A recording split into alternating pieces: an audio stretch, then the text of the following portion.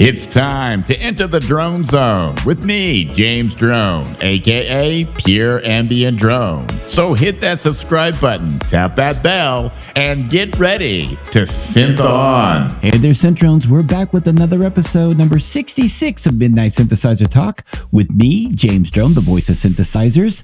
What a great time we've been having here. 66 episodes so far. Glad that you guys have decided to be here with me on my channel. Thank you so much for being a part of my community here. It means so much. It really does.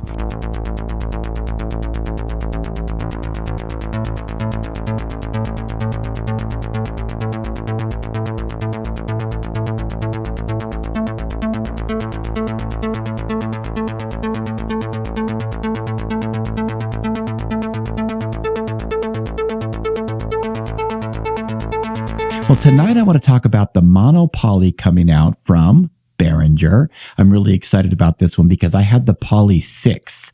The Poly 6 is an exciting synthesizer all into itself. But the Monopoly, I used to own that a long time ago. And it was a very expensive vintage synthesizer to own. Not that the Poly 6 isn't either. And not because of repairs or anything like that, because the one that I got was in really great shape. And I really do miss it. But, you know, other gear came along that I wanted, and I was able to unload the Monopoly Korg, original one that I had, for a couple of $1,000, and it bought me a synthesizer or two. Anyway, the Monopoly's coming out from Behringer. They said that they're going to start perhaps shipping this November of 2020. That's really exciting news. Now, I don't know how soon we're going to see it over here in the US, maybe the same month. I don't know, but I'm really excited, and I'm seriously considering purchasing me one of these just because I really loved the sound of the Korg Monopoly, the original. Now, here's the thing. I don't like synthesizers without presets that are mono, which this is actually a paraphonic. It's 4 notes, okay? But there's something very, very special about the Monopoly. But the other thing is, I'm thinking, you know, I do own the Poly 6, and the sound from the Poly 6 versus the Monopoly, the character I'm talking about, not what you're able to create, okay, isn't too far off, the character. But the Monopoly from Korg that I had, it had a very unique signature to it.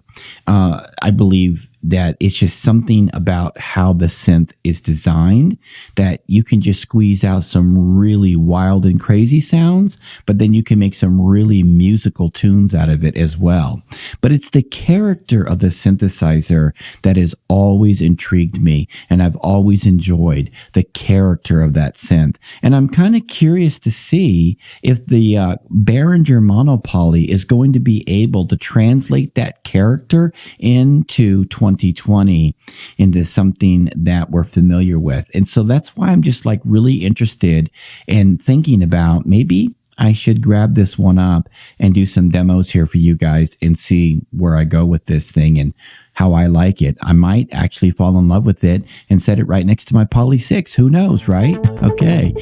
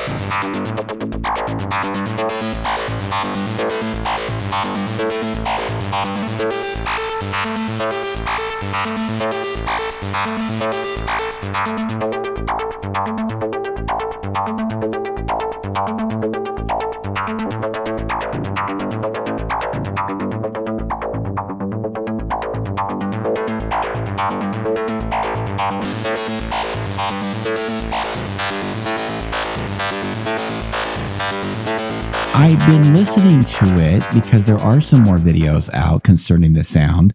And I got to tell you, this thing really does seem to hit the sweet spots that the Korg Monopoly I used to own could do.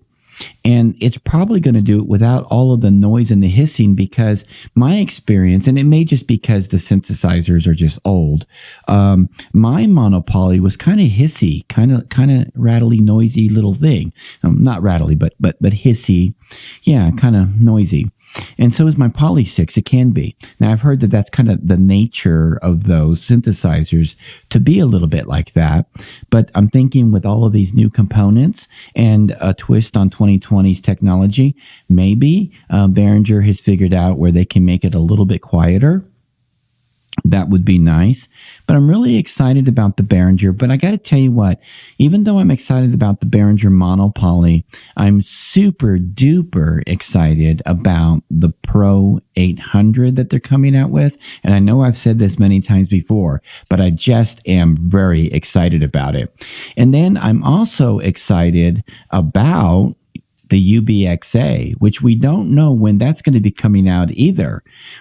But when it does hit, I think that Behringer is going to have a poly synth mega hit on their hand on both of those. I really do. And I'm actually kind of glad this time around that Behringer is doing the Pro 800, that they're actually making a module of it instead of a keyboard, because I am completely filled up with, my racks all are taken in the studio. I don't have any more room really for anything else. And even at that, if I was to get something like the Pro 800, I would have to get rid of something to make room for it.